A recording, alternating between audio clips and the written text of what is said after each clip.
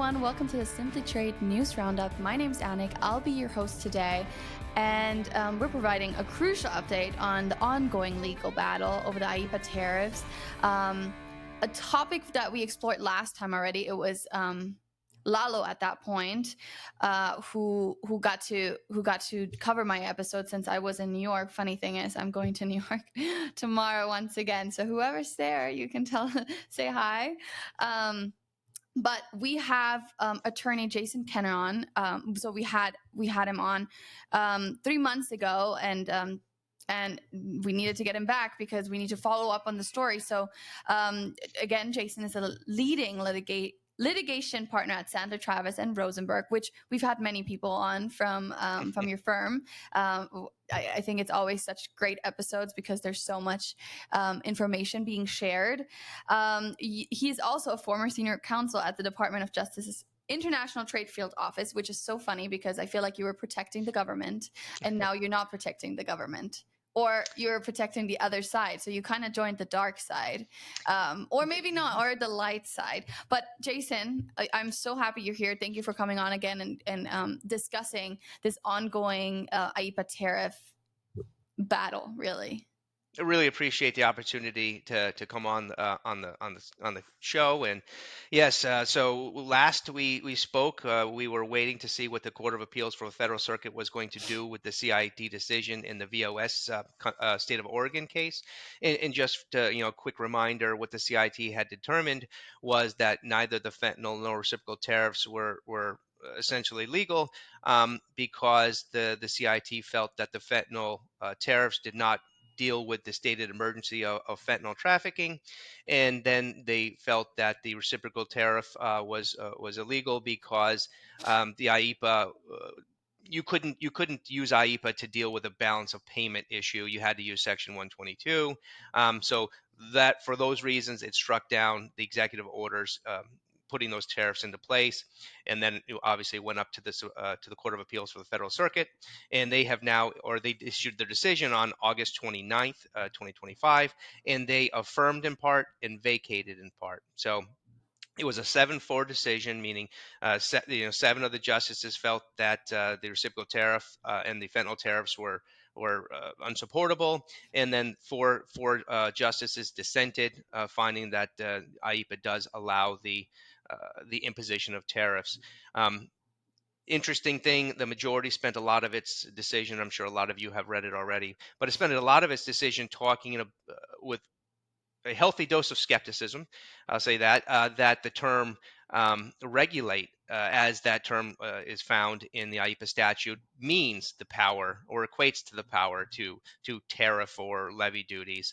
But they didn't actually reach the decision of whether tariffs would be ever allowed under the IEEPA authority. They kind of sidestepped that question, but they did spend a great deal of time, again, skeptically discussing whether regulate equals tariffs. And but ultimately, what they determined was that the fentanyl tariff and the reciprocal tariffs were so broad, so boundless, and so universal that they would violate the major questions doctrine if they were allowed, and essentially set them both aside. Um, there's also a concurrent opinion, and the concurrent opinion goes a little bit further than the majority opinion did, and it went that extra step and said no, the term regulate does not equate to the power to impose taxes, tariffs, duties, any of that nature. In their opinion, IEEPA would never allow the imposition of tariffs. And then obviously you have the dissent, which felt the other way, that the term regulate clearly encompasses the power to impose duties, because the imposition of duties is one of the most common ways that folks can, quote, regulate importations. And they also discuss the anomaly that would occur if the term regulate importations would allow a complete cessation of importations, but not allow the imposition of duties. And they said that would be kind of an anomalous result, which is an interesting point. What the court vacated, though, was the universal injunction that the CIT had entered. And a universal injunction essentially was an injunction that would apply to all importers across the country, saying, essentially, that if IEEPA tariffs are illegal as to one, it's illegal as to all, and you can't collect from anybody.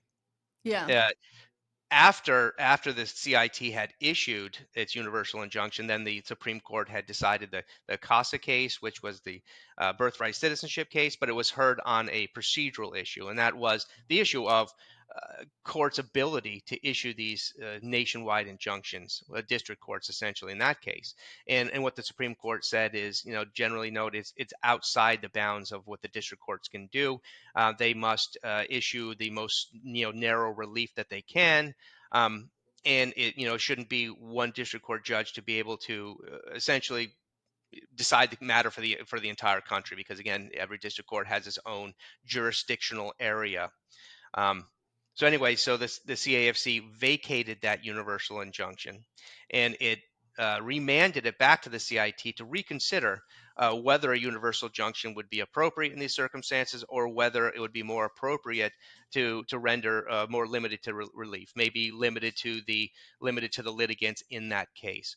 But what the CAFC also did was it held in abeyance its remand order to allow the government to take it up to the Supreme Court more quickly if it so chose. It gave them till October 14th, I think Yeah. the order was. And on September 5th, the government did indeed file its cert petition in the Supreme Court. In conjunction with that cert petition, they also filed a motion for expedited review. Uh, they they asked for a decision on the cert petition by No. tomorrow, September Oh, 10th. yeah. They asked for opening briefs to be due on September 19th. They asked for the respondents' brief, which would be VOS in the states, to be their brief to be due on October 2nd.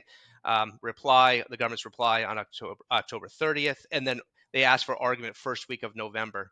And all sides have agreed to this very expedited schedule. Well, However, the Supreme Court has yet to rule on any of these pending the and petition or the motion. and can I ask, why is this going so fast? Because it's clearly coming from the government side. I mean, I'm sure both sides want it to go faster. Yes. Actually, let me rewind this. I don't think both sides want it to go faster, or I actually cannot explain why Trump and his administration wants it to be expedited, because it seems like they're not in the favor here, because the courts have already ruled. Um, they've already ruled that it's invalidated, these IEEPA tariffs, that they're invalidated and they should not be applied, or tariffs should not be applied. Yeah. Um, what's the reasoning behind that?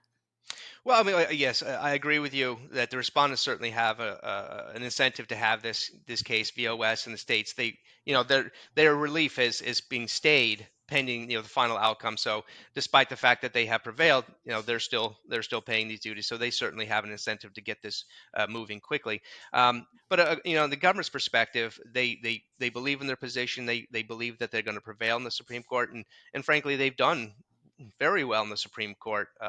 Yeah. Recently, and according to the government, this expedited schedule is necessary because of the uncertainty that has been injected into these multinational negotiations for tariffs. Once there's uncertainty whether the IEEPA tariffs are allowed, then a lot of folks aren't coming, according to the government, coming to the negotiating table to negotiate these. So they want this resolved as quickly as possible. They believe it's going to be in their favor, and they believe that it's going to essentially assist them in negotiating these new trade Tariffs. deals. Yeah, and let's just say that the Supreme Court shuts it down. Could new statutes let the president reimpose similar tariffs? Um, Yes, Even if the certainly. Supreme Court is against these ones, I'm sure they're like, okay, well, if this one gets knocked down, how can we implement new tariffs? Because they are very clear that they need tariffs, that there needs to be tariffs in place. Yes, certainly. We all know 301. There's many other statutes, 232, section 232, section 122, and actually one of the interestingly, if you read the majority opinion, they kind of contrast IEEPA which doesn't use the term duty, taxes, fees, or anything like that, but uses the term broad term regulate. And they compare and contrast it to all of the other statutes that are at the White House's disposal, which are very clear in their power to impose duties, taxes, and fees. And again, like 301, 232, 122, and 338. So there certainly are a whole host of other tools in the White House's toolbox to impose tariffs, which are more difficult to challenge in court. And as everyone knows, the 301 litigation was unsuccessful, at least at the CIT level, and that's on appeal as well. But so there's certainly other tools, but I think the problem with those other tools is they are constrained by guidelines. There Yeah. certain of those tools only allow a certain percentage of duty, and certain of those tools only allow a certain duration of duties, There seem to according be to the no government. guidelines with this You one. well, that's that. I mean, that's. It's funny thing is that's both sides. That's the government's point that there is essentially no limitation. We can do whatever we need to because it's a broad grant of power in an emergency situation. But that's also the court's point. The court's Yeah. point is how can you possibly interpret this statute to allow absolutely completely unfettered discretion to impose tariffs when, where, and however you want when the Constitution relegates the power to impose tariffs and regulate foreign commerce to Congress, and that's how you get into these issues with the major questions doctrine and the non-delegation doctrine. So both sides are trying to use that to their advantage, at least the government and then the court. I I think also where I'm a little struck is that the statistics on what are provided with the fentanyl that is coming, let's just say from Canada or Mexico, they don't really live up to these tariffs and these repercussions that he's giving or that the Trump administration is providing. And I think we know that the fentanyl is not the actual problem. So I think that, to me, that is the actual problem. The fact that they can do whatever they want and with no backup, with no real statistics that actually prove that something really Yeah. bad is going on. So there's no Well, it's emergency in this case. yeah. I mean, it's very difficult for a court to second guess the president on the declaration of emergency, and I think that's why we haven't seen the CIT do that, nor have we seen the CAFC do that. Yeah. Again, that's very broad discretion. But we did see the CIT pushing back on the fentanyl tariffs to the extent they're saying, listen, okay, you've declared this emergency of fentanyl crossing the border, but these tariffs aren't quote dealing with the issue. So they push Yeah. back on this idea of, well, you can declare the emergency, but you also have to make sure that your whatever you're imposing, whatever you're doing, is actually dealing with it. And and the CIT, the way they interpreted the dealing with requirement was a one-to-one relationship, and as they described it, like a dam holding back water. And in the government argued, and still argues, that the fentanyl tariffs don't necessarily deal with it like a dam holding back water, but they're creating leverage that you can use for negotiation purposes. Notably, the CAFC, while affirming their decision to strike down the reciprocal and fentanyl tariffs, they did not adopt the CIT's rationale as to why to do so. So I think the CAFC's kind of kept clear of the more thorny issues, and kept it on the major questions doctrine, which I think is a strong argument. Yeah, and there's a few issues when it comes to importers. So I would say implications. Um, it's importers are asking, well, now this is happening. Do we still pay these tariffs? Since it's under review, we're not really sure if they're liable, or since Yeah. the court's already said, well, we're invalidating these tariffs. They don't he's not allowed to do that. But since it's now in the Supreme Court and there has not been a ruling, do we pay the tariffs? Or what happens if it does get overruled and where our money is gone, businesses had to close? What's the strategy? I mean, what are importers supposed to do? First of all, so Yeah. number one question is, should they be paying tariffs right now? Number two is, what's the strategy? How do they move forward? And number three, what are they going to do once it gets overruled? And where are they getting refunds? Yeah. So All very interesting questions. Unfortunately, the first question is yes. The government is still free to keep collecting these tariffs, despite the Oh fact that no. two federal courts have said that they are essentially illegal. Um, but all those orders are currently stayed, and once it goes to the Supreme Court, I'm sure that if they need to, the government will get another emergency stay on that issue. Um, Number two, to the extent the Supreme Court does ultimately determine that the IEEPA tariffs, whether it's IEEPA doesn't allow for tariffs or whether the fentanyl and the reciprocal tariffs go away, you know, then folks are going to have to grapple with, yes, how do we get the money back? Can we get the money back? And we've been talking to a lot of folks about that, and I think at a bare minimum, I think folks need to start being cognizant of their liquidations, protect those liquidations, make sure liquidations don't become final. It may at the end of the day not be, may not be a protestable issue if it's considered to be ministerial, but uh, it does seem clear that the government is not going to bend over backwards to give people money back as easily and quickly as possible. And one of the arguments that the government always has liked to raise historically when it comes to giving money back is liquidations. Once final as to all issues, and you can't get your money back. So I think at a bare minimum, folks have to protect those liquidations and also start considering potentially bringing their own actions, especially in light of the fact that the universal injunction was technically vacated. There's a question of, at the end of the day, how broad is the relief going to be granted?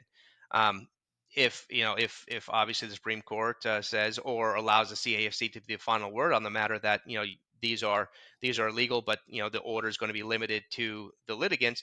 Well, then other folks can take advantage of that, file their own actions, and seek their own relief.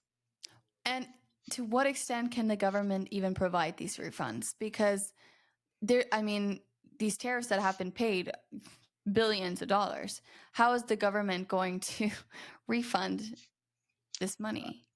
I'm I'm sure that to the that it'll find the money somewhere to refund if it ultimately has to do But they're so. going to do everything in their power to I not. do I do think that they are going to make it very difficult, and then that's one of the issues I've spoken to folks about. Again, protecting those liquidations from becoming final.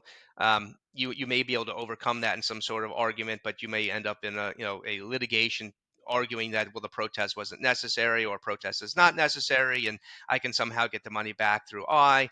But again, it's in my estimation, not worth the risk. Protect those liquidations. Consider filing your own actions, especially in light of the fact that technically the universal injunction has been vacated.